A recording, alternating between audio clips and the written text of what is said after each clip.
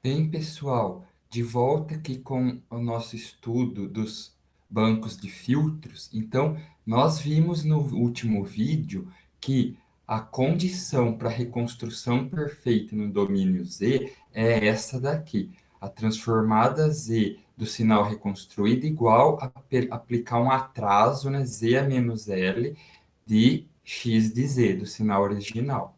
Então, pessoal, o que a gente vai fazer aqui? Nós vamos agora analisar como que fica a transformada Z de cada passo desse nosso banco de filtros de reconstrução perfeita. Então, veja, a partir da transformada Z de X, como que fica a transformada Z aqui de P e Q, esses dois sinais? Ora, como P é a convolução de x por H e Q é a convolução de x por G, são os filtros passa alta, passa baixa e passa alta de análise, no domínio Z, pelo teorema da convolução, está aqui, né? Nós já provamos essa propriedade anteriormente. Pelo teorema da convolução, quem que é P de Z? P de Z é x de Z vezes H de Z. É o produto das transformadas, né, de x e de h. E Q nada mais é que o produto das transformadas de x por g. Perfeito? Então, até aqui tudo bem, né? Nós caracterizamos P e Q no domínio Z. Nosso próximo passo agora é caracterizar R e S. Vamos focar aqui primeiro em R, porque depois, de maneira análoga, a gente fala que é o que acontece com S, porque o processo aqui é exatamente o mesmo. São dois canais que, nesse estágio aqui, fazem o mesmo processo. Então, vamos ver qual é o efeito do operador downsampling na transformada Z de P. Tudo bem? Então, veja, a gente quer mapear o que acontece, né, o comportamento dos operadores, particularmente agora do downsampling, no domínio Z. Tudo bem? Então, downsampling é aquela ideia, eu vou obter apenas as amostras pares do sinal. Então, pessoal, a ideia é que a relação entre R e P seja essa aqui. O R de N é o P de 2N. Tudo bem? Então, veja, eu quero pegar apenas as amostras pares. Então, quando N é 1, quando N é 0, R0 igual a P0. Agora, quando N é 1, o R de 1 é o P de 2. Tudo bem? Ó, então, eu quero pegar aqui a amostra 0 do P e descartar a amostra 1. Pegar 2, descartar 3, pegar 4, descartar 5, pegar 6. Então, isso, pessoal, é a mesma coisa, vocês concordam? Que eu multiplicar essa função aqui por um trem de impulsos desse jeito aqui, ó, em que eu só tenho impulsos definidos nos números pares, tudo bem? Então, nós vamos fazer isso, nós vamos fazer P vezes T, de forma que a gente pegue ou reste apenas as amostras de índice par. Essa é a ideia. Então, apenas por questão de nomenclatura aqui, vamos chamar de P til o produto de P por T. Tudo bem? Então, olha, nós podemos escrever o seguinte: R de N, que é o nosso sinal depois do downsample, é P de 2N. Tudo bem? Que é quem? Que é esse nosso Ptil de 2N, que por sua vez é o produto, né? P de 2N com T de 2N. Esse produto aqui, ó. Eu vou pegar as amostras pares do meu sinal P e multiplicar por um trem de impulsos, onde os impulsos são definidos apenas nos índices pares. T de 2N. Tudo bem? Então, nós vamos usar essa relação aqui para explicitar a transformada Z do sinal R de N. Então, note, quem que é R de Z, a transformada Z do R de N? Pela definição, somatório R de N, Z a menos N. Ora, mas R de N, eu falei aqui em cima, é igual a Ptil de 2N. Então, eu vou substituir por Ptil de 2N. Fazer uma substituição de variáveis, m igual a 2n, então eu vou chamar 2n de m. M, né? Quanto que vai valer o n, então? Se m é igual a 2n, n igual a m sobre 2. Então, trocando aqui, vai ficar somatório P tilde m, z a menos m sobre 2. No lugar do n, m sobre 2. Onde? Quem é P tilde m? P tilde m é diferente de zero se n é par. P tilde m é igual a zero se n é ímpar. Para fazer a seleção das amostras pares. Tudo bem, pessoal? Então, veja. P tilde m nós definimos como sendo o produto entre P e T. Tudo bem? Então, eu vou pegar P de M, T de M. Notando que o M nada mais é que esse 2N que está aqui. Então, PM, TM. Tudo bem? PM, TM, Z a menos N. Opa, não é N, não. É M, né, pessoal? Aqui em cima, ó. Opa, M, né? Tá certo, pessoal? Porque é somatório em M. Um errinho aqui. Então, agora, note que quem que é a nossa função t, pessoal? Nossa função t é composta por 1, 0, 1, 0, 1, 0. Por quê? Ó, é o impulso no 0, impulso no 2, no 1 não tem. Impulso no 4, no 5 não tem. Impulso no 6, tudo bem? Então, o que a gente vai fazer aqui, a grande sacada aqui, pessoal, é expandir esse sinal T aqui, ó, numa série de Fourier discreta, tudo bem? Então, quando a gente fizer essa expansão, a gente pode escrever o seguinte: olha aqui, ó, a DFT nós vamos aplicar em T de N, tudo bem? Então, ó, T de K, que é transformada no domínio da frequência, né?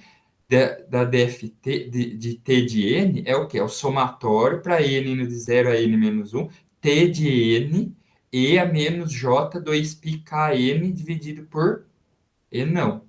Nós já vimos essa expressão nas aulas anteriores. E quem que é T de N? E se eu quiser voltar do TK, voltar para o domínio, do domínio da frequência e voltar para o tempo? A IDFT, né? Essa aqui de baixo é a IDFT. É 1 sobre N, somatório. Então, aqui o somatório N, na verdade, é K. K igual 0 até n menos 1. TKE é só trocar o menos aqui do J. EJ 2π KN sobre N. Tudo bem? Então, vamos aplicar a DFT no sinal T. Note, portanto, pessoal, o seguinte: um período do nosso sinal T de N, ó, um período do nosso sinal T de N é esse cara aqui, ó, é o 1, 0. Esse é um período. Então, o N é igual a 2. Então, quem que é o T de 0, pessoal? T de 0, eu vou vir aqui na forma, vou colocar 1 aqui no TN, tudo bem? Então, vou colocar o 1 vezes E. O N equivale a zero, não vale? Então, vai ficar E elevado a zero. O 1 vezes E elevado a zero, mais quem que é o T de 1, pessoal? T de 1 é zero. Então, zero vezes qualquer coisa dá zero. Portanto, vale 1 T de zero. E o T de 1, pessoal? T de 1 é, vamos lá, eu vou colocar aqui,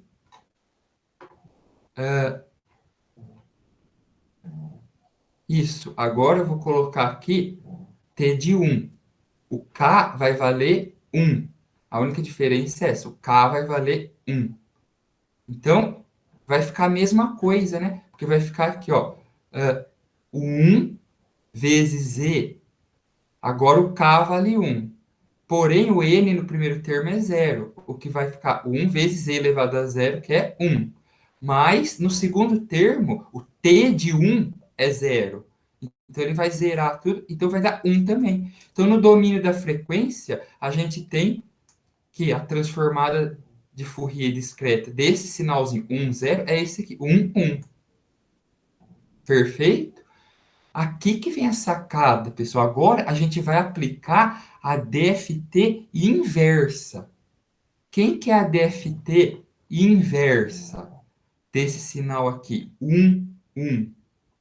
Ó, pela formulinha aqui, ó, não é 1 sobre n vale 2. Então vai ficar 1 meio para k indo de 0 até 1, tudo bem? Ó? K indo de 0 até 1, que é n menos 1. Quem é TK? Vale 1. TK é 1, porque TK, ó, vale 1 tanto no 0 quanto no 1. Vezes E a J 2π KN sobre 2. Esse 2 cancela com esse 2. Esse 1 é igual para os dois. Então, eu vou ficar com 1 meio somatório K indo de 0 a 1 e a J π vezes K vezes N. Tudo bem? Que é a mesma coisa que 1 meio somatório para K indo de 0 a 1 e a J π vezes K, tudo elevado a N. Perfeito, pessoal? Quanto que dá isso? Ora, quando K vale 0, E elevado a 0 é 1. Então, vai ficar 1 meio, que multiplica 1, mais, eu estou expandindo esse somatório aqui. Quando K igual a 1, fica E elevado a Jπ, 1 elevado a M dá E elevado a JπM. Agora, pessoal, olha só, o que a gente vai fazer? A gente vai substituir, lembra daquele, ó, vamos voltar para a equação aqui, ó. Esse Tm aqui, ó, esse T de M aqui, nós vamos substituir por isso daqui, pessoal. Porque, veja bem, quando eu vou para o domínio da frequência e volto, não tem distorção nenhuma. É o mesmo sinal, só que ele está escrito de uma forma diferente. Só isso. Então, o que a gente pegou aqui no T? Ó, qual que foi a sacada aqui? Nós pegamos esse T de M e falamos, vamos levar ele para o domínio de Fourier e voltar. Bom, isso não altera nada aqui na forma. Só que o jeito de escrever, ó, me permite escrever desse jeito. É um artifício matemático. Tudo bem? Então, no lugar daquele T lá, o que entrou? O 1 meio, 1 mais E a J π M, Z a menos M sobre 2. Tudo bem, pessoal? Só que agora, ó, esse 1 mais aqui, ele se quebra em 2, né? Então, ó, vai ficar o quê? O primeiro somatório vai ser esse, 1 meio somatório em M de P de M, Z a menos M sobre 2, que é quando eu multiplico pelo 1 aqui. O segundo somatório é quando eu multiplico por esse E. Então, vai ficar o quê? 1 meio somatório em M, P de M, olha lá, ó, E a menos J π, que multiplica Z a menos meio, tudo isso elevado a menos M. Vocês concordam, pessoal? Porque agora, ó, esse menos M aqui, se eu entrar com ele para dentro, fica Z a menos M sobre 2. Menos M, se eu entrar aqui, menos com menos, mais, fica E a J π M. Perfeito? Então, ó, escrevi dessa forma. E agora? Ora, quem que é isso aqui, pessoal? Isso aqui é a transformada Z de quem? Ó, de P de Z a menos meio. Tá vendo? Porque se fosse só Z elevado, se fosse Z a menos M, esquece esse 2 aqui. Não é a transformada Z, não seria P de Z? Só que como tem um meio aqui, isso aqui nada mais é que a transformada, ó, P de Z elevado a meio. Mantenho um meio na frente. E aqui, pessoal, veja, quem que é E elevado a menos Jπ? E elevado a menos Jπ, pessoal, é sempre menos 1. Porque em múltiplos, olha lá, ó, é E elevado a cosseno de π menos J, seno de π é 0, cosseno de π é menos 1. Então, isso aqui é menos 1. Troquei por menos aqui, ó, menos. Então, quem que é essa expressão aqui como um todo? Ó? Isso aqui não é P, vocês concordam? P de tudo isso aqui, ó, é P de menos z elevado a meio.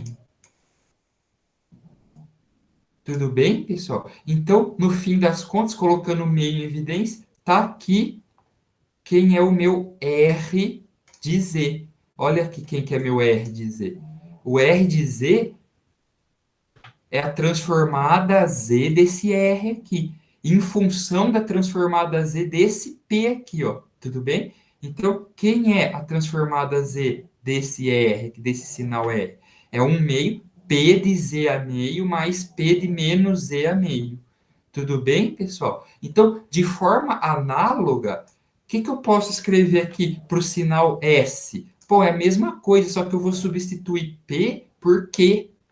Então, eu não vou fazer todas as contas de novo. Eu vou simplesmente invocar que S de Z, olha lá, S de Z é um meio de Q de Z a meio mais Q de menos Z a meio.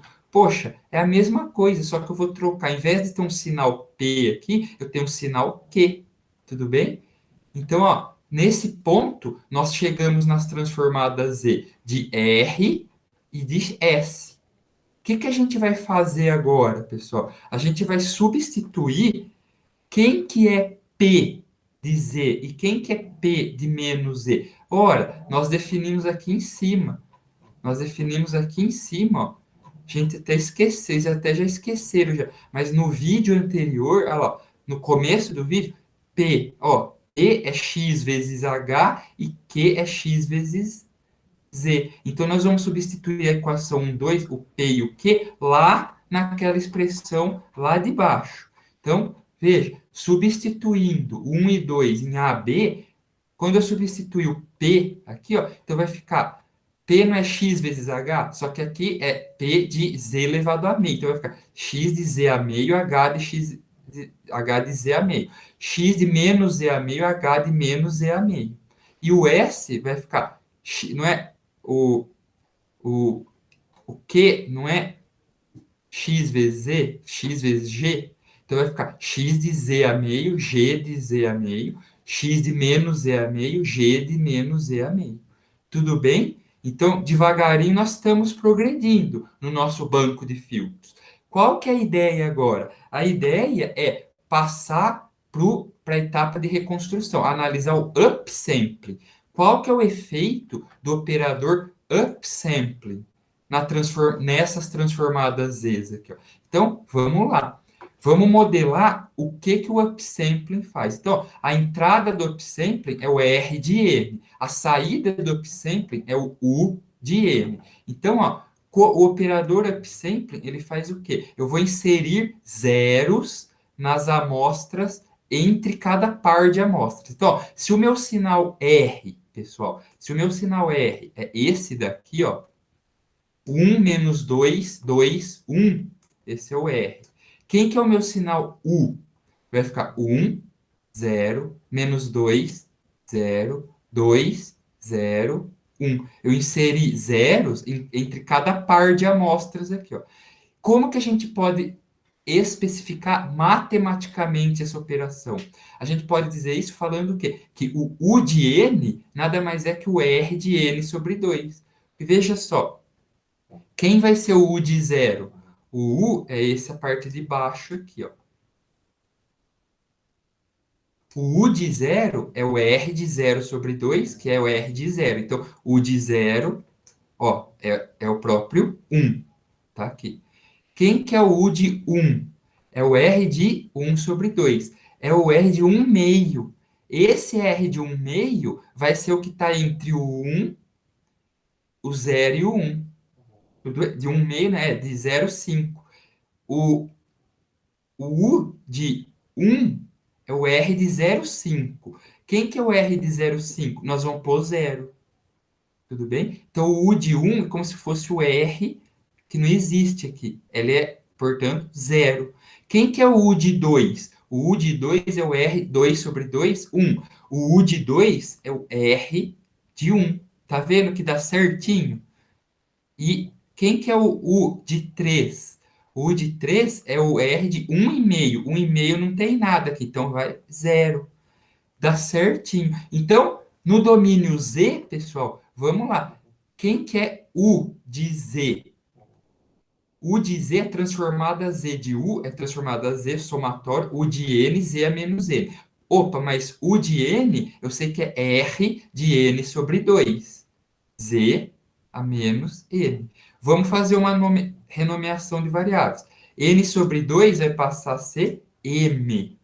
Então, quem que é N? N é 2 vezes M.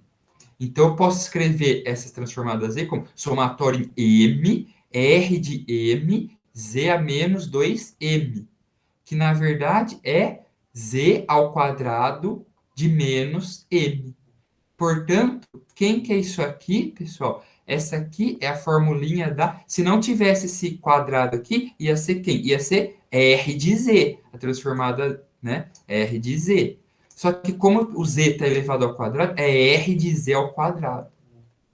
Perfeito, pessoal. Então, U de Z é R de Z ao quadrado. De forma análoga, pessoal, analogamente, o que, que a gente pode dizer? Não vou fazer todas as contas aqui, porque, ó, vindo por baixo aqui é a mesma coisa. Quem que é V de Z? V de Z é S de Z quadrado. S de Z quadrado. Pelos mesmos argumentos vistos aqui em cima. Tudo bem, pessoal?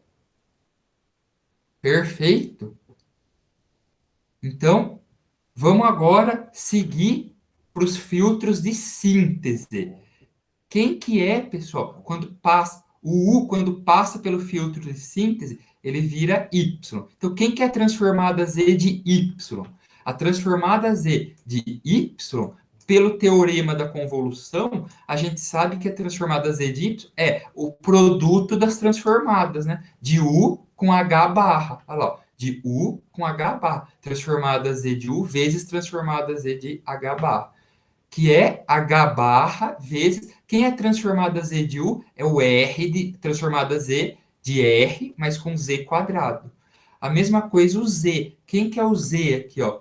Z é a transformada Z de Z. É a transformada Z de V vezes transformada Z de G barra, que é G barra vezes transformada G. Z de V é S de Z quadrado. Tudo bem, pessoal? Ó, chegamos aqui. Agora, o próximo passo é, mas pelas equações triângulo e quadrado, aqui, ó. Cadê triângulo e quadrado? Aqui, triângulo e quadrado. Quem que é R e quem que é S? É isso aqui. Então, quem que é R de Z quadrado? É eu substituir o Z aqui por Z quadrado. Opa, mas Z, se aqui está Z elevado a meio, quando eu colocar Z ao quadrado, 1/2 vezes 2 vai cancelar, vai ficar Z. É a mesma, é só eu remover esses 1/2 daqui. A mesma coisa para o S. Tudo bem? Então, olha lá, ó. Quem que é y de z, pessoal? É 1/2 de h barra, que está aqui. E quem que é o r de z quadrado? O r de z quadrado, eu vou substituir por tudo aquele... Quer dizer, esse 1/2 aqui faz parte desse termo, é quadrado. Então, vai ficar, olha lá, ó, x de z, h de z, mais x de menos z, h de menos z. Perfeito, pessoal? Da onde vem isso? Lá da equação de cima, dessa daqui, ó. Porque se R de Z é isso, R de Z quadrado vai sumir esses meios aqui. A mesma coisa para o S, pessoal. A mesma coisa para o S. Quem que é Z de Z? Z de Z é G barra. Quem que é o S de Z quadrado? É 1/2 de X de Z, G de Z, mais X de menos Z, G de menos Z. Finalmente, quem que é o nosso X chapéu de Z, pessoal? X chapéu de Z é a soma de Y de Z com Z de Z. Então, quando eu somar as duas aqui, olha o que eu vou ter.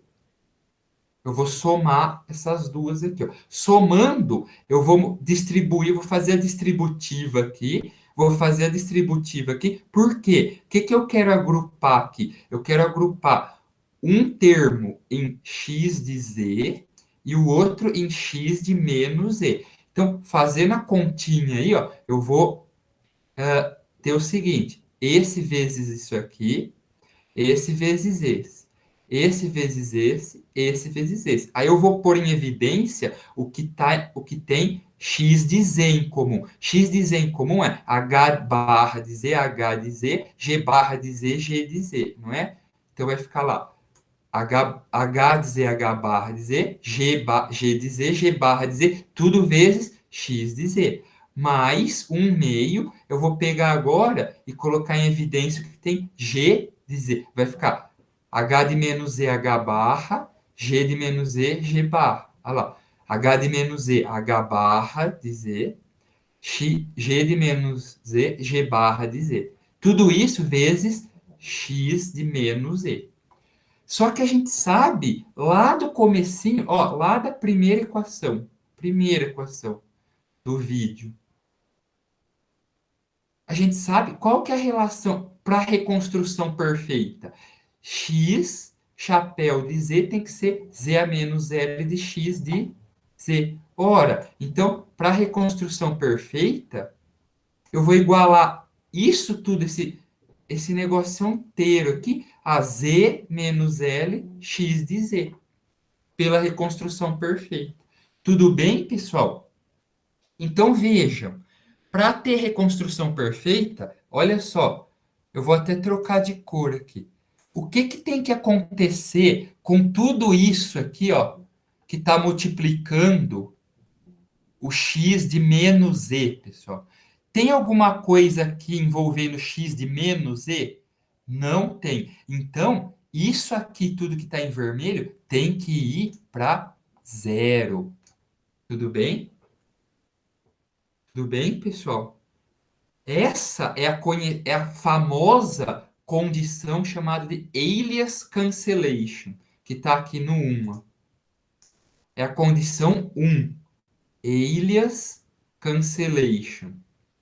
Tá vendo? É fazer h de menos z, h barra de z, mais g de menos z, g barra de z, ir para zero.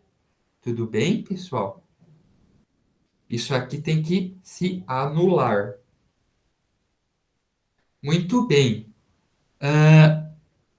Então, como que a gente pode anular isso aqui? Um jeito de anular isso aqui é fazendo o quê? Aqui, ó. H barra de Z, esse aqui, ó, esse H barra de Z aqui vai ser igual a G de menos Z, tá? H barra de Z igual a G de menos Z. E o G barra de Z igual a menos H de menos Z. Porque aí, isso mais isso vai a zero. Tudo bem? Porque esse termo vai ser o oposto desse termo aqui. Ó. E quando eu somar os dois, vai a zero. Então, olha que legal. A gente chegou numa condição que envolve as transformadas Z dos filtros. Então, o filtro de. Presta atenção que isso aqui é importante. O filtro H barra, os filtros de síntese, eles dependem dos filtros de análise, tá vendo, pessoal? Então a gente vai poder definir os filtros de análise e depois derivar os filtros de síntese a partir dos filtros de análise. Tudo bem? Então, ó, vamos ver. O que que implica H barra de Z ser igual a G de menos Z? Significa que a barra H barra de Z, aqui, quem que é a expressão de G de menos Z? Essa aqui, somatória em N, G de N, menos Z elevado a menos N. Aplicando a fórmula da transformada Z. Tudo bem, pessoal?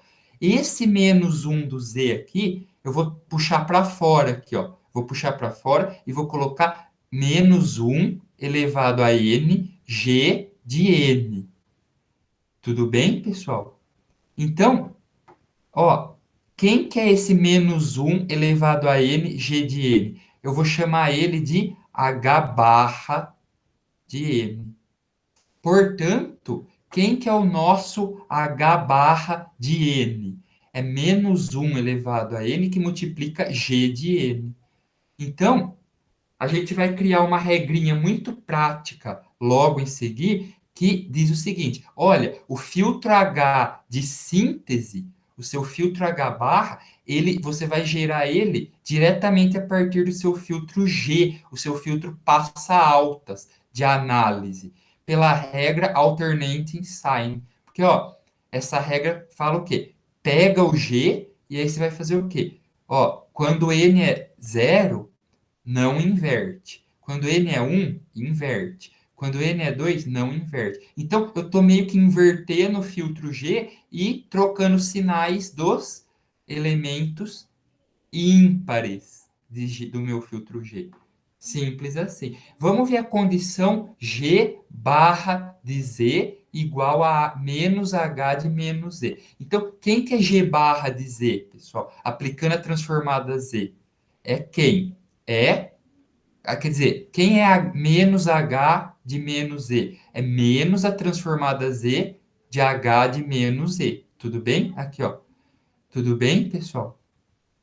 Agora eu vou fazer a mesma coisa. Eu vou tirar o menos um elevado a menos n para fora, só que já tem um menos um aqui. Então, ó, menos um vezes menos um elevado a n é menos um elevado a n mais um.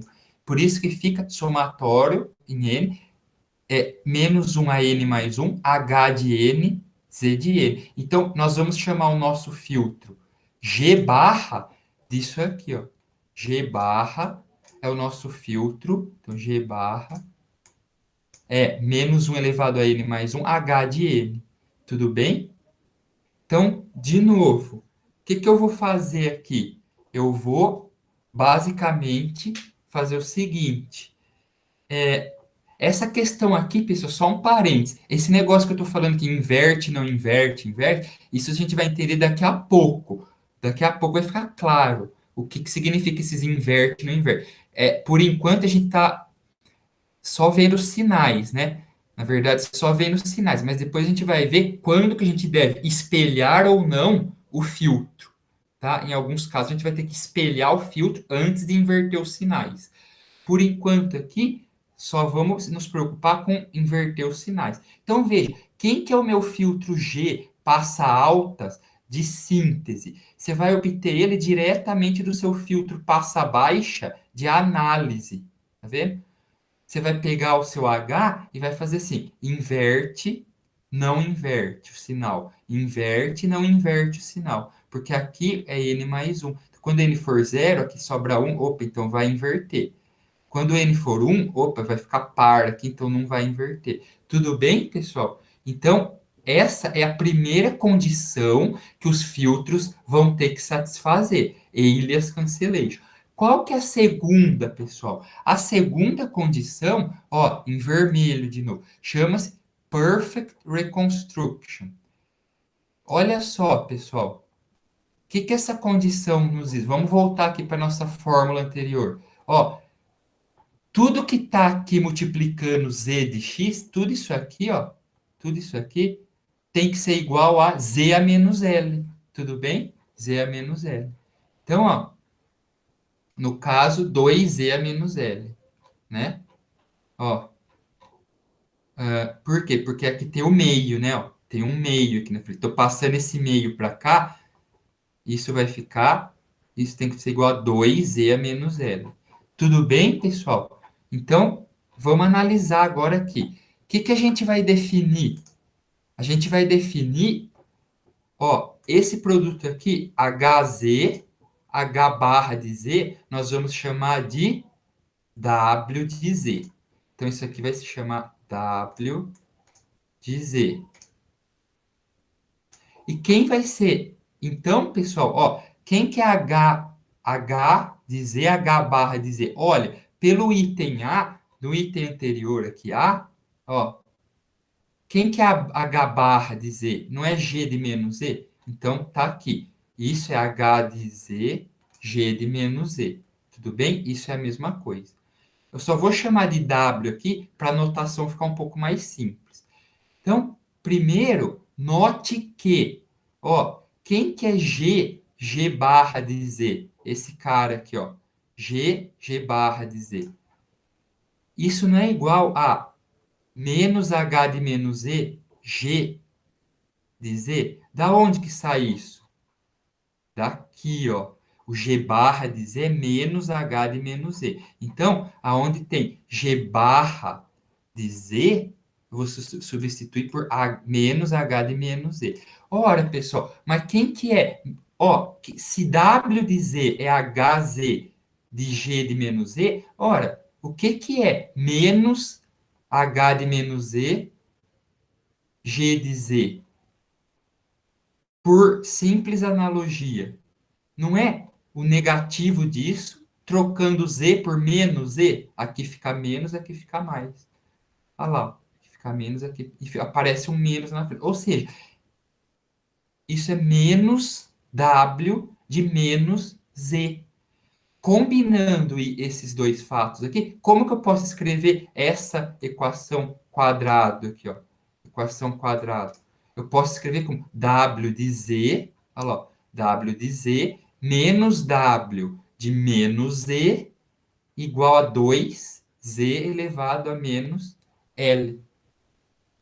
Tudo bem, pessoal, até aqui? Agora, presta atenção, hein? Presta atenção no seguinte. Olha só. W de Z é uma transformada Z. Tudo bem, pessoal?